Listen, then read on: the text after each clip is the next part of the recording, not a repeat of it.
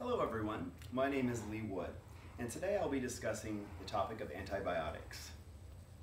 Doesn't the concept of losing your life over something as trivial as strep throat seem like such a foreign idea in today's modern society? That was a very real threat to those that were elderly and very small and young prior to antibiotics.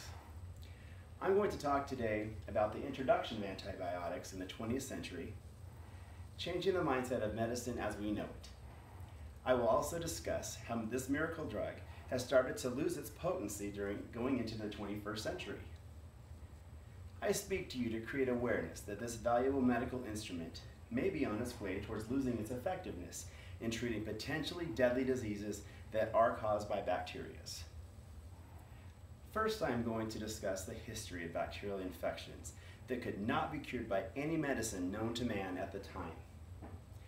Next, I will discuss the genesis of antibiotics, their usage and/or misuse.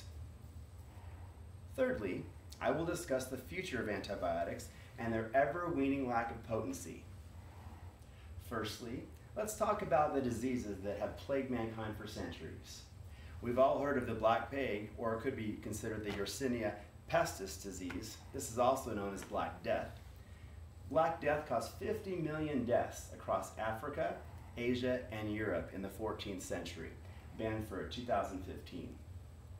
One of the last pandemics of this disease occurred in the 19th century in China and India, where 12 million people were killed, believe it or not, Banford, 2015. Tuberculosis, also known as consumption. This can be traced back as far as 9,000 years, CDC.com, 2018. Throughout the 1600s to 1800s, TB accounted for 25% of all deaths, believe it or not. CDC.com, 2018. In the early 1800s, vampire panics erupted. This was by digging up graves of the first family member of a family to die of TB, then performing ritualistic activities, like burning the body, driving stakes into the heart of the recently deceased to kill the vampire, before they could spread disease to other members of the family.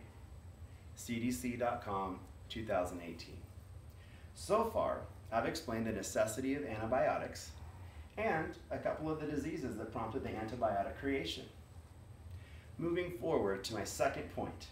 Secondly, we'll talk about two key scientists that were instrumental in changing the medical world as we know it. Alexander Fleming, you may have heard of him. He's the guy that discovered penicillin in September 1928 by finding a cultured specimen that had been left out of the incubator all night exposed to air. When he found it the next morning, he found that mold had formed in the section of the dish and had killed all surrounding the Staphylococcus bacteria. Penicillin was born. He was also the first to predict that small doses and not completing prescriptions could lead to bacterial infection. This is not a very good idea. Don't even try it. So we cannot forget Sedman Waxman developed streptomycin that helped cure TB. This earned him the coveted 1952 Nobel Prize for Physiology and Medicine, CDC.com, 2018. Now that I have established how antibiotics were created and some of the ways that they helped eradicate disease, this brings me to my third point and how this miracle drug is being compromised. Finally, I want to talk about how our society has misused antibiotics, creating a resurgence of these deadly diseases previously discussed. We use antibiotics to add weight to farm animals just because we can. We can buy 97% of these agricultural grade antibiotics right over the counter. We don't need the oversight of a veterinarian or even a prescription for that matter. The Pharmaceutical Journal, 2014. This creates resistance because it wipes out weaker bacteria, leaving stronger, more resistant bacteria strains to flourish, and that's also from the Pharmaceutical Journal 2014. This in turn initiates foodborne pathogens to create resistance in animals. Then they go on to infect people via the food supply. Pharmaceutical Journal 2014.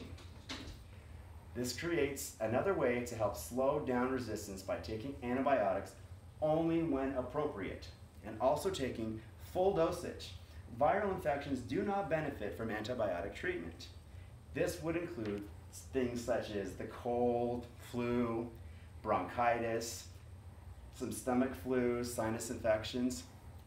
This is by the mayoclinic.org 2018.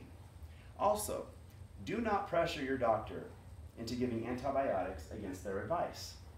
mayoclinic.org 2018. Also take the full dosage, as bacteria only get stronger if not killed completely. They create a sort of a shield of sorts, and then when the shield is brought down, they're even stronger and ready to combat that antibiotic, so they're not as effective.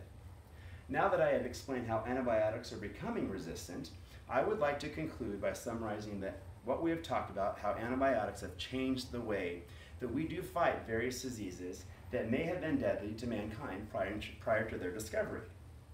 We also talked about how these medicines were initially invented, along with how we've used them since. We truly need to abide by our doctor's recommendations and only take these vital medications for their intended purpose to avoid the possibilities of reintroducing stronger versions of historically deadly diseases in the coming years. By doing this, we can significantly slow down antibiotic resistance in the future. Thank you for your time.